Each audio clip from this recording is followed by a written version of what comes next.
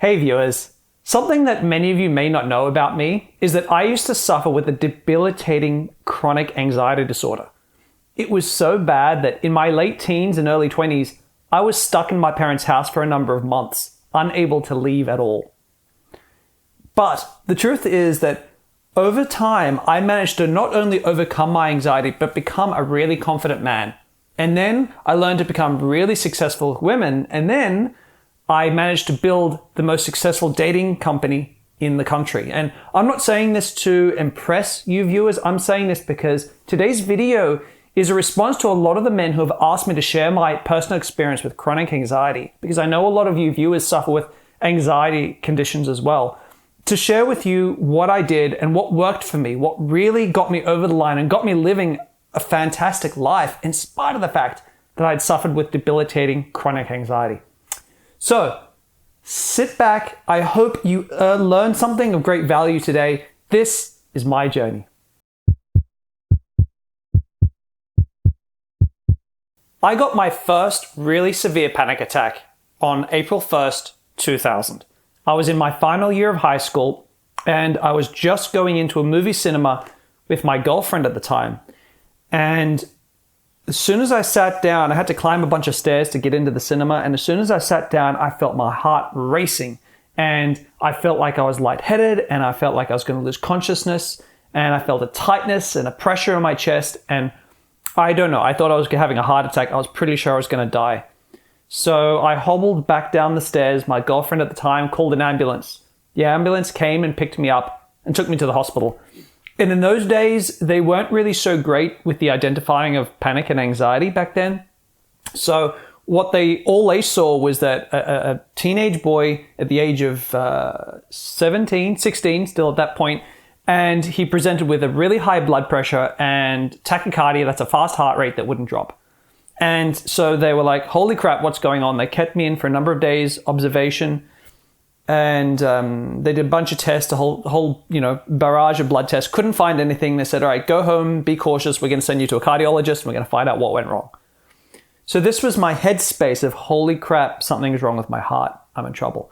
And I went home and, I tried to go back to normal life. Cardiologist didn't find anything. I tried to go back to my normal school life. And I was found myself being really neurotic. Lots of little anxious moments of being scared something would happen with my heart. I didn't dare to walk too fast or run too fast or do anything, that would affect my heart rate too much. And my anxiety would ebb and flow. And I got through high school and I started with university.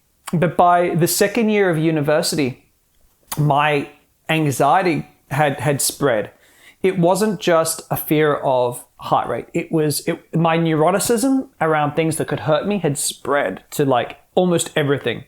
So, I would get anxious if it was too hot. I'd get anxious if it was too cold. Like I'd seriously panicked where I'd have to go home. I just had to leave uni and just go home. I had to get away from it. I could get seriously panicked if I would drink from a glass that I wasn't 100% sure had been properly cleaned, or eat food that I thought maybe had spoiled or something had been tampered with it, right? It was just really neurotic. It was really extreme. And it got so bad at this point in my second year of uni, 20 years old, that I really couldn't leave my parents' house because I'd be gone for a short while. I'd have a massive anxiety panic attack and have to get back. And these would last for hours and hours and hours. They were completely debilitating. So here I was stuck at my parents' place. And of course, my parents are starting to freak out a little bit. This is a worry. And they sent me to see a psychologist. And, I've got to say, the psychologist really wasn't helping. I wasn't getting any success. And I was really trying hard with the psychologist to get some results. And I just wasn't getting anywhere. I know a number of you watching have probably had this experience too. Anxiety disorder, whether it's social anxiety or health anxiety or whatever, you haven't had a lot of success with seeing a psychologist. And I had the same thing. And at a certain point, the psychologist said, look, your whole life is in tatters. We better put you on antidepressants. So she sent me to a psychiatrist, and that psychiatrist put me on, a batch of antidepressants. And, it helped. I started to get my life back. It helped the anxiety. And here's the problem. I started to get my life back in order as far as my anxiety was concerned. But there was another side effect of antidepressants that I don't see talked about very often, but yet many people I speak to who have taken them agree that this is a thing. They radically changed my personality. See, I started doing things on antidepressants that I really wasn't proud of. I became incredibly narcissistic. I didn't care about anyone. I lost a lot of empathy. I stole from my parents. I treated my girlfriend at the time like rubbish. I treated my friends like rubbish. It was really, really bad. And I couldn't, I have so much shame now looking back that I do those things, because that's not who I am, that's not the man who I am. And yet I was doing that and I felt awful about it. And so I had to stop the antidepressants. That was just, I couldn't, that was not a life for me. So I went off the antidepressants, and again, I became sort of trapped with my anxiety. And that began a year-long journey for me of trying to work out. I was determined. I wasn't going to let it beat me, but I had to learn how to overcome this. And so I guess what I want to do now, that's how I got to that point. And that's where my anxiety was at, guys. And I know a lot of you, your anxiety isn't that severe, but it's probably debilitating you one way or another. And so I've learned a lot because I've tried a lot of things. I really have tried so many different types of therapies. I've tried everything from things that are scientifically backed to things that aren't, right? I tried, EFT, emotional tapping, the emotional freedom technique, where you do your emotional tapping. And I tried, acupuncture. And I went to therapists and had different types of therapy too. But what I'm trying to get at is that I was trying everything that I could get my hands on. And I'll tell you something that I learned. And I think people don't want to hear this, but it's been true for me and so many guys I've spoken with. Most psychologists and therapists are rubbish. And maybe that's not fair. Maybe they're not rubbish at helping people with a lot of psychological disorders, but they're rubbish, or don't have a very good record. That's a bit nicer way to put it, at helping people who have anxiety disorders. I haven't seen it. I read in the literature that, so it can easily be treated. Lots of people report that they're better. I wasn't. And I lost a lot of faith in seeing a psychologist. In my life, I've seen 5 different psychologists, and only one was able to help me. The rest, absolutely nothing. So what was it about the one psychologist that made all the difference? Well, it was the type of therapy that they were using that really, really helped. So this is when it comes to therapeutic, types of therapy, this is what I recommend men to. It's called ACT. Okay, acceptance and commitment therapy. And this is a type of therapy that it's actually growing a lot in popularity. Psychologists at the moment, when they're presented with someone with an anxiety disorder, they tend to use something called behavioral, losing my train of thought here, but behavioral, basically where they look at the internal dialogue and how you talk to yourself about your anxiety. But ACT therapy is very different. What ACT therapy does is says, all right, you can't control your anxiety. What instead you're going to do is you're going to start focusing on what you actually want in life. And you're going to focus on what happens. You're going to become alert to what happens when your anxiety surfaces. You can't control it, but let's look at what happens. Let's look at what's going on in the body. And let's change the, let's try to mess with the images and the patterns and the things that appear in your head when you think about anxiety. Let's distort them and change them and mess with them. It's a very interesting type of therapy, and it's not sort of an out there therapy. It's got a lot of strong evidence behind it. It's a well-researched form of therapy. It's a well-researched alternative to the standard therapy for treating anxiety. And so that's what I highly recommend. Now, the great thing about ACT therapy is that you can do it on your own. You don't have to see a therapist for it, but I highly recommend that you do. If you can afford it, see a therapist at the same, while you're working through it, because I think it helps. It always helps to have a therapist there to help you, no matter what type of therapy you're doing. But in honesty, guys, therapy wasn't the thing that made all the difference. In fact, therapy for me was 20%. 20% of the improvement of the recovery for me. So what was the biggest thing? Might be a surprise to many of you, but by far the thing that impacted my anxiety the most, let's say the 50% of my anxiety improvement, came from exercise. So when I say exercise, I mean cardio exercise, because for almost all my life, except for some periods when my anxiety was bad, I was doing a lot of gym, 5-6 days a week at the gym doing weights. And that didn't help so much. But when I started doing 30-minute runs, 20 to, and it's somewhere between 20 and 40-minute jogs, 5 days a week, within sort of 3 weeks to a month and a half, my anxiety improved dramatically. It didn't go away, it didn't cure it, but it improved it dramatically. And, this wasn't just myself that I was noticing this in, because I was around a lot of guys who had anxiety troubles at the time, and I was telling them about my experience with exercise, and they had the same experience, that exercise improved their anxiety dramatically.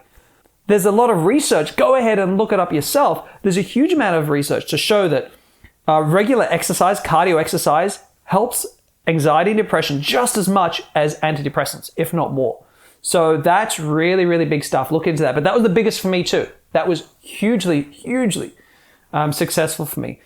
The second thing that really helps, that was 50%. The second thing that helped a lot was meditation. And this is probably not as much of a surprise, but a lot of guys look at meditation like it's some magical thing they need help learning to do. Meditation is really simple, because meditation made 30% of the difference for me. All meditation is learning to be still, ideally with your eyes closed somewhere. I do it lying down. They usually say not to. You can do it sitting. But you're just stationary somewhere, and you're focusing your attention on one thing. And for me, it was my breathing. I just focused on the feeling of the air coming in and out of my nose.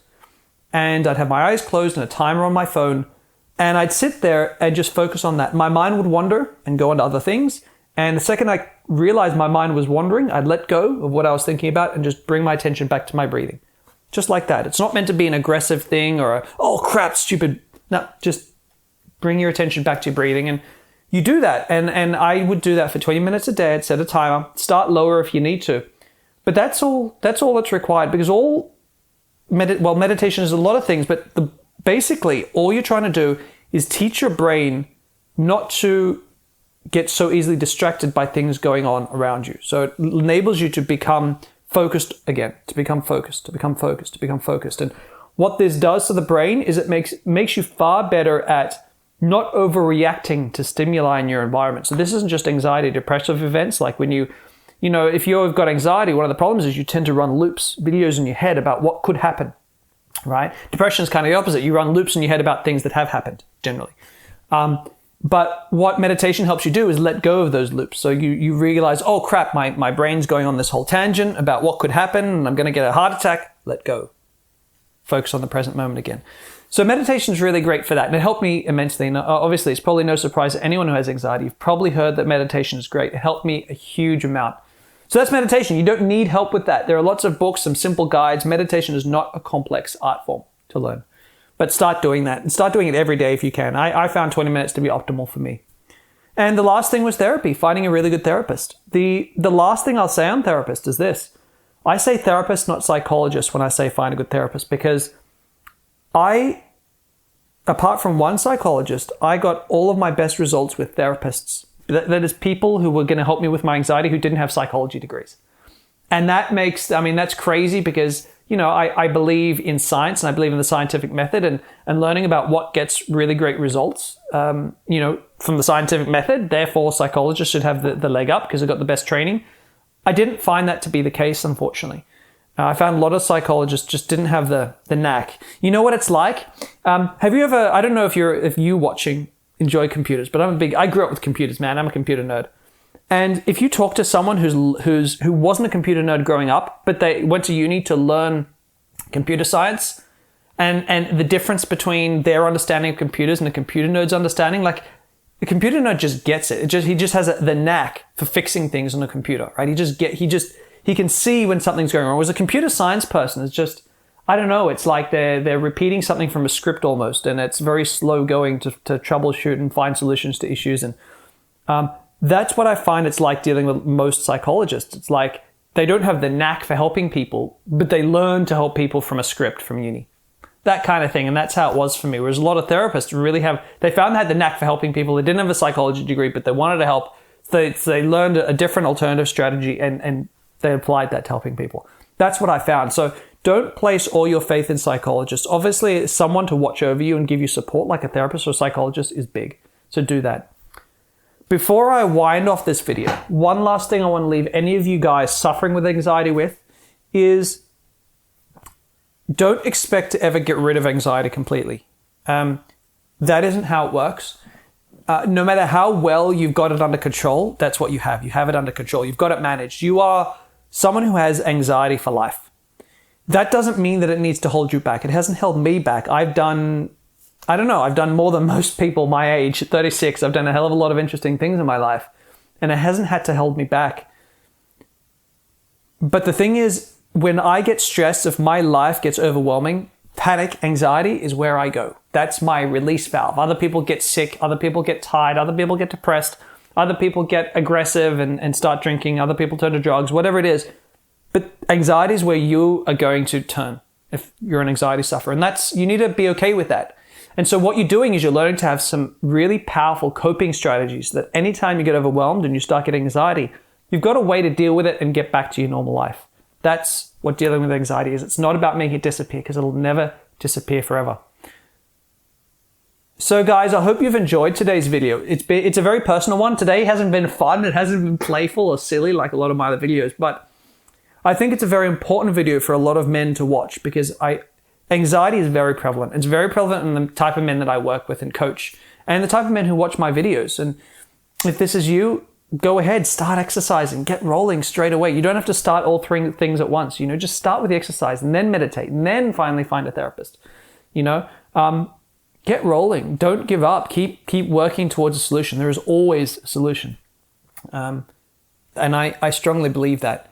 So guys, I won't ask you if you enjoyed that, but I certainly hope that you got something of value out of it. Let me know in the comments below if you found something else that worked wonders for you with your anxiety. Please let me know in the comments. I'd love to test it out, recommend it to my clients, look into it for sure. Don't forget to subscribe to my channel if you haven't already. A lot of my videos are more around dating and relationships, but this anxiety stuff is a very big one, because I do like to focus on the psychology of attraction, the psychology of men's self-development in my channel. I'm Damien. Have a fantastic week. Thanks for watching. I look forward to seeing you in my future videos.